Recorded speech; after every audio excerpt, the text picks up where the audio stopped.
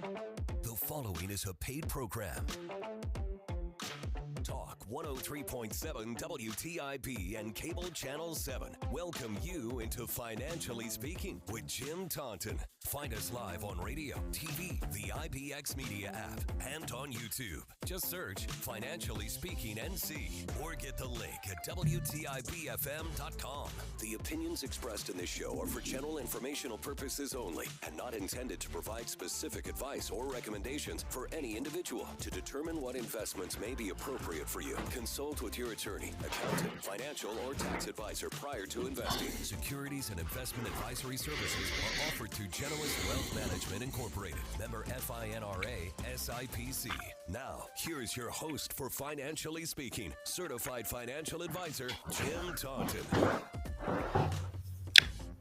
Welcome to Financially Speaking. Jim Taunton here, your host for the next 30 minutes. Glad you joined me. And I certainly hope you'll be glad when it's all over. We have some good information for you, but I'd rather talk to you about something that you feel is important and pertinent to you personally. So pick up the phone and call me.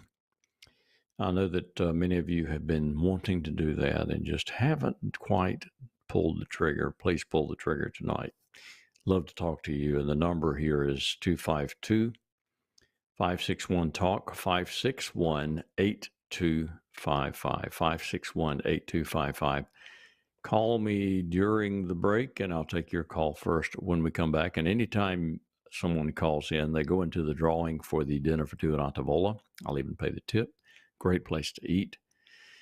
And we'll see you in a couple of minutes.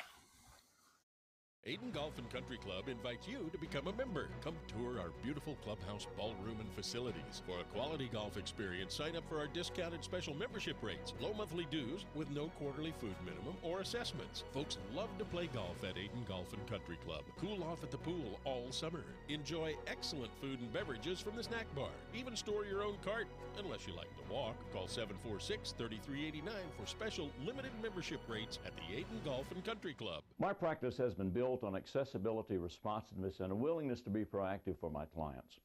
I'm not afraid to make recommendations relating to your investments and planning. I do hope all of your financial decisions are good ones, but let's not rely on hope. Let's roll up our sleeves and get to work. Jim has attained 3 professional designations: Certified Financial Planner, Chartered Life Underwriter, and Chartered Financial Consultant, which entails 20 courses of study with examinations and a comprehensive national board exam, administered by the Certified Financial Planning Board. Jim has been practicing in financial services since 1979, which includes investing, planning, and insurance to help you meet your financial goals. Among the many awards Jim has received in his career is his selection to the Guide of the Top Financial Planners by the Consumer Research Council of America. So if you want to work with someone who is working for you, call Jim at 756-4700 or email him at planning@financiallyspeaking.com. That's 756-4700 and planning@financiallyspeaking.com.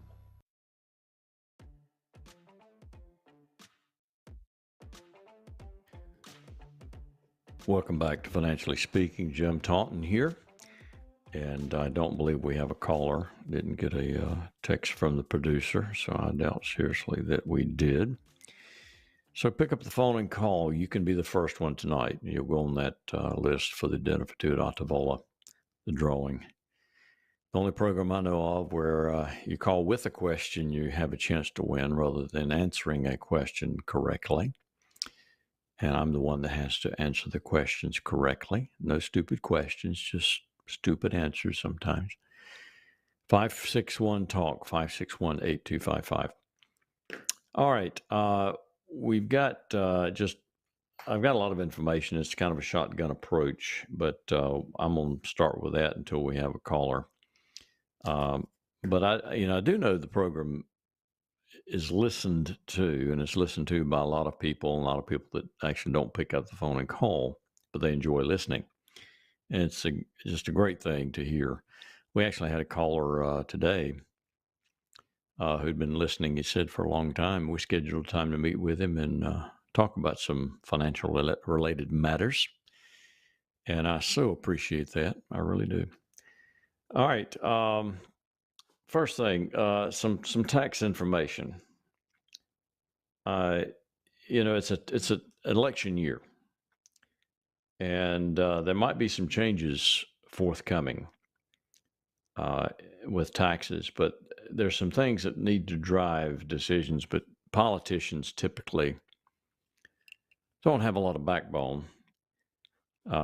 There's not a lot of political will to take care of some very big issues that we have in this country, such as the national debt slash the budget deficit, Social Security shortfall, and the like. All right, we do have a caller. How about that? Hey, Dom.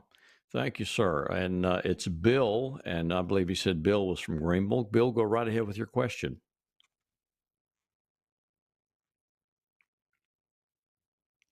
Hello, Bill. Go right ahead with your question. He hung up the phone. Uh-oh, Bill hung up. I'm sorry. Maybe something came up on his end. But call back, Bill. Love to speak with you. The federal budget deficit for 2020 was a record $3.13 million. 2022, $1.4 million. This is the budget deficit now, not the debt. $1.7 trillion for 2023. Whatever legislation they have passed in the past, has not been enough. It's projected that in about 2027, that the budget debt, the federal debt, will be greater than the federal gross debt as a percentage of GDP will be more than 100% of the federal gross GDP. That's incredible. Our debt will be more than what we make in a year in this country. In 2025, listen to these numbers. This can be scary. In 2025, 73% of all federal spending will be mandatory. That means there's no wiggle room in 73.5%. All right, we have William from Edenton who has called in. William, go right ahead with your question. Hello, William. Are you there? Uh-huh. Okay, William, go right ahead with your question. Okay, I wanted to ask about a revocable trust, and Yes. I'm here. I wanted to ask about a What would you like? revocable trust. What is the tax benefits, if any? There are none. Some years ago, the irrevocable trust was one of the hot terms that was spawning seminars, and people were flocking to seminars, listening to so-called experts talk about revocable trust. And I think one of the features that was being pushed at that time was there was some tax benefit. There is no tax benefit to a revocable trust. There are only two reasons why an individual would utilize a revocable living trust in lieu of a will as their primary estate planning document. A revocable trust will allow for a more expeditious transfer of assets after your death to a beneficiary. Your co-trustee or successor trustee will have almost immediate access to the assets and control of the assets, rather than if they passed through a will or probated. It takes sometimes months for that process to complete. The other advantage of a revocable trust is privacy. If assets pass by way of probate, anyone can go to the courthouse and pull up your documents and see exactly who got what at your death. A revocable living trust is private. Those assets are passed directly to your successor with complete privacy. Now, with most people, those issues aren't of primary concern, to be honest with you. But a revocable trust does nothing to save any kind of taxes whatsoever. As a matter of fact, many years ago, the inheritance tax, which was the state level tax, death tax, was done away with completely. The exemption or exclusion amount for federal estate tax currently is, I don't remember the exact number, $12, $13 million per individual. And the vast majority of individuals don't have an estate that's going to exceed that. And with just a little bit of estate planning, you can actually capture both husband and wife's exclusion. So it's multiplied by 2. So you could leave $25, $26 million to heirs without any federal tax. That could change. I'm going to talk about that tonight. But with the election, depending on who is elected, and matter of fact, it might not depend on that. It might just be it's going to happen anyway, inevitably. But that could change after the election. But right now, federal estate tax affects almost nobody. Only the very rich individuals will have a federal estate tax. So the revocable living trust does nothing for taxes. It's just a little more expeditious in transfer of control of assets, and it's privately done instead of public. Revocable living trust will cost you a little bit more on the front end with your estate planning. You'll pay the attorney a little bit more to create a revocable living trust versus using a will. You almost never put a primary residence in a revocable living trust, so that it wouldn't control that.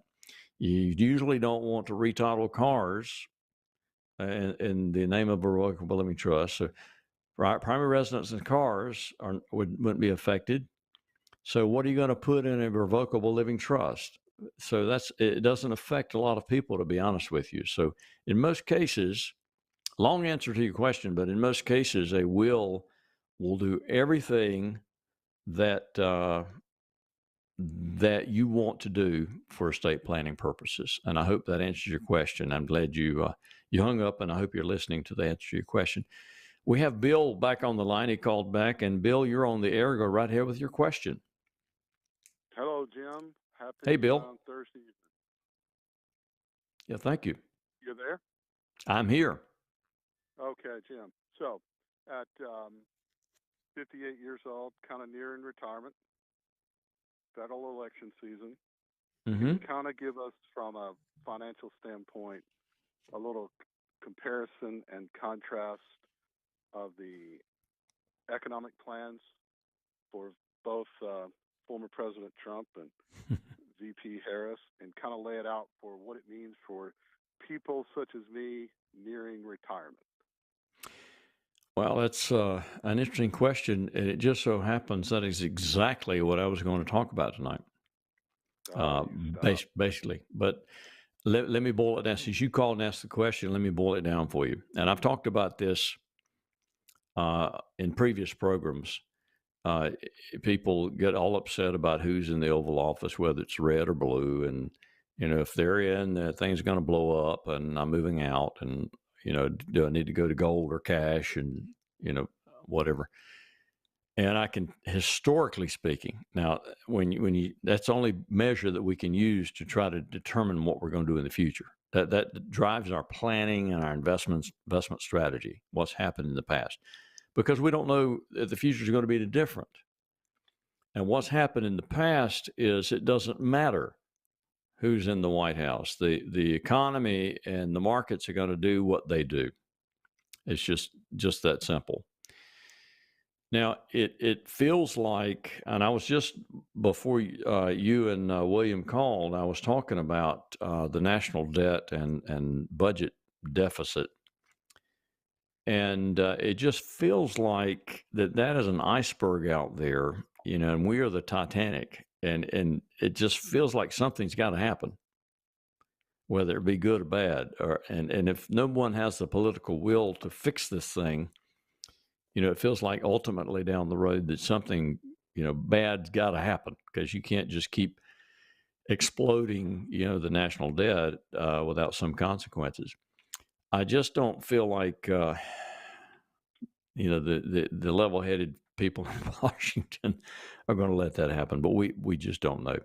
But the main differences between Trump and Harris, and we're going to get into that tonight, is tax rates for the most part. And everybody cheers lower tax rates. I cheer lower tax rates for me personally, from a selfish motive. But how are we going to tackle this budget deficit and debt? What are we going to do? I just don't know. I'm not smart enough to figure it out. But if you'll stay on the radio with me, you'll hear some things a little later in the program, assuming I have time, about the differences between what the proposals are, from the two camps. And I appreciate you calling in very much. Yeah, that's actually the point I was getting to. Is it depends upon what your resources are that you use to get news, because you can get opposing viewpoints with the exact same data. Oh yeah, I'm always interested in where the truth actually is. Yeah, I am. I'm just a local financial advisor, financial planner, investment advisor, and I have some knowledge about these things, but I'm certainly not an expert on this macro picture called our government. But I'm going to try to give you a little information tonight, maybe to give you some insight, or maybe it'll prick your interest and you'll start Googling and research some things for yourself. But I'll give you some information tonight. Sure will. All right. Looking forward to it. Thanks for the call. Thank you, Jim. All right. Let me check my text here and make sure we don't have somebody else on the line. Okay. No, nobody waiting. Good. I just don't want to leave anybody hanging there. All right. So, again, 73.5% actually of our total government budget is no wiggle room whatsoever. So when you hear politicians talk about, well, we're going to do this program, we're going to provide this, and we're going to increase this for you, and do this and that, and the other. Look, there's only 26.5% of the total budget that they can be talking about. 21.2% of our budget is Social Security payments. 23.7% is Medicare, Medicaid, and the like. 15.3% is welfare and other programs and other entitlements. 13.3% of our total budget right now in this country goes for interest payments on the national debt, which is payments on T-bills and treasuries. 12.4% goes for defense, and then all other spending is 14.2%. Entitlements in 2043, it's projected that entitlements plus interest will consume all of the tax revenues. Think about that. Entitlements and interest on the debt will consume all of the tax revenue. So what's left for defense and other things that we need to take care of? Paying down the debt, for one thing. It's incredible. Let's talk about the income tax proposals a little bit, and this will be getting into what the gentleman called in to ask about. And I tell you what, man, I'm not going to be able to get into this at all like I wanted to. We're already at 6:20. Producer, we're going to skip the mid-program break because we had great callers, and I love callers. Love to have another one right now, actually. But I've got some information I need to give, and I'm not going to finish tonight with this, but I'll do it again next week. And Bill, if you want me to provide you, I've got some slides here I'm looking at. If you don't want me to provide you the slides and maybe some other information about your question, about the contrast between the two camps and their proposals going forward. If you email me, let me give you contact information, and that's for anybody else listening as well. My email is jim@jtauntonfinancial.com, and you can look over my right shoulder over here and see how to spell my last name. So it's jim@letter J, tauntonfinancial.com. And I'll respond to you. And all my clients, I believe, will tell you that Jim is accessible and responsive. That's how I built my practice. My number at the office is 252-756-4700 if you'd like to call and ask me a question, or you can call and schedule an appointment. Be glad to sit down and chat with you. No cost, no obligation at all. And my website is jtauntonfinancial.com, and you can contact me through there as well. All right. The current administration, when I say current administration now, we're talking about Biden and Harris, of course, ultimately Harris. Oh, we have a caller. Sorry about that. Yeah, I'd rather talk to Chad. Chad has done me a great favor and interrupted the monologue. Chad, go right ahead with your question. Yes, sir. Good evening. I just wanted to call in. I'm roughly 40 years old and was kind of looking at different life insurance plans between term, whole, and even the universal index. I was just wondering if you could speak to those, and what would I look for to make those fit my future plans? Oh, it's a great question. Tell me how old you are again. I just turned 41. 41. And you have a good income, I assume. Is your wife working as well? Yes, sir. Okay. First of all, the first thing is calculating what amount of life insurance is needed. And I think I have a pretty good idea on what I need as far as running a few different calculators. Okay. What amount did you come up with? Roughly between 1 and 1.5. Okay. And of course, most of the time you're buying life insurance to replace your income to a surviving spouse. Absolutely. Or at least part of it. That's the bottom line. And that need runs out at some point, usually at retirement. You don't need to replace your income anymore because you don't have one. And you're living off of either your assets that you've accumulated, drawing an income off those, or other type of lifetime guaranteed income, such as Social Security or pensions, things like that. And those don't necessarily go away, at death. So certainly the need for life insurance will drop dramatically at retirement. You're 41, so you have maybe 20 years to 25 years to retirement. Would you say that's correct? Yes, sir, that is. All right. So if that is correct, then I would probably go with something like a 20 to 25 year term, level term. So you've locked in your premium all the way until you're retired. You've got the amount of life insurance in force till you retire. And then that policy is going to lapse because the premium is going to go way up at the end of your guarantee period. And it would be too expensive to continue to pay the premium. But in the meantime, the difference between the premium on the term and what you'd pay for a permanent plan that creates cash value, you can invest, and it will grow and grow more rapidly than it would inside of a life insurance contract.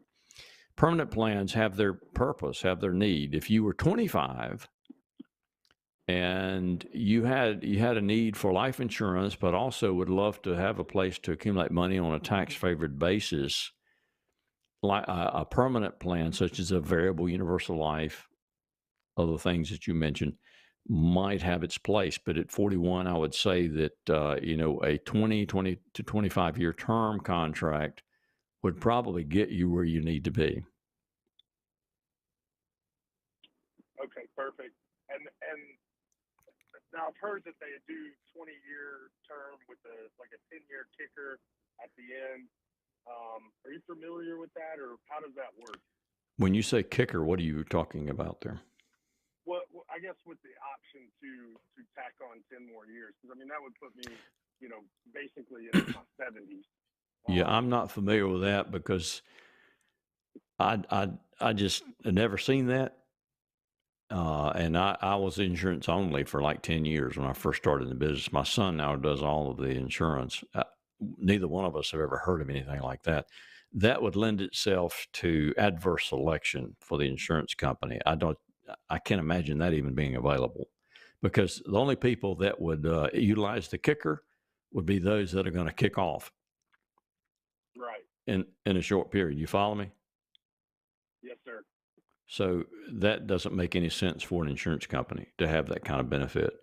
And insurance is so inexpensive now. If you especially if you're in good health, they've got ratings now called Select Preferred, which is the cream of the cream. If you're in good health, you exercise and that you go through their physical, you don't have any problems, any history, don't take any medications.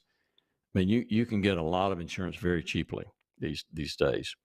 So go ahead and get you a 25-year term, lock it in, and be done with it. And if you find something that has a kicker where you can extend the coverage at your choosing, I'd love to see it. I just can't imagine. Okay. Yeah.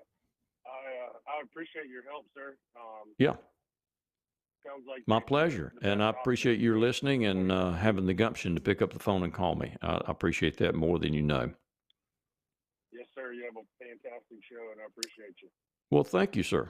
That's I've done it too long, probably, but it's part of me now. So if I quit doing it, people think I had died, and I don't want them to think that. I hear you. Thank you for calling from Jacksonville. Yes, sir. Take care. Bye-bye. All right, great. We've had some just excellent calls tonight. Excellent questions, really. You made my night. You really have. It makes it so much more fun when I'm talking to people. Only thing is, Bill, I'm not going to get to all the information that I was going to impart about the proposals from Trump and Harris on taxes and other things going forward. And I really wanted to touch on that. There's no way for me to get into it like I wanted to get into it, but I will try to do it next week. But again, let me give you the contact information again. If you want to converse with me individually and get that information, I'll be glad to do that. My email is jim@jtauntonfinancial.com. You can see the name behind me there, jim@jtauntonfinancial.com. The website is jtauntonfinancial.com, and my number at the office, call me anytime, 252-756-4700, 756-4700. Be glad to talk with you. And again, first consultation with me is absolutely no cost, absolutely no obligation. At this stage in my business, I'm 66 years old, and I'm going to do this till I die. I think I just can't imagine quitting at any point. I enjoy what I do. It's my practice. I see who I want to see. I love all of my clients. Don't have any bad clients. Right now, my wife runs the office, and my oldest son works with me. And I started in 79, so I've been doing it 44 years. It's just, I'm not, I feel like I'm semi-retired now. I can schedule my meetings how I want to schedule them. So I'm going to be there is the bottom line, barring an unforeseen event. So there you have that. All right. We have less than a minute to go. Yeah, I've got music now. I can't. Next week, I'll get into it again. I promise you. I've got it all here on, like 25 slides. I promise. But if you want to get with me individually, give me a call or give me an email. I'll be glad to talk with you about the proposals from Trump and Harris and how they contrast and what the effect might be. All right. As always, this is Jim Taunton helping you make all of your financial decisions good ones. Good night, everybody.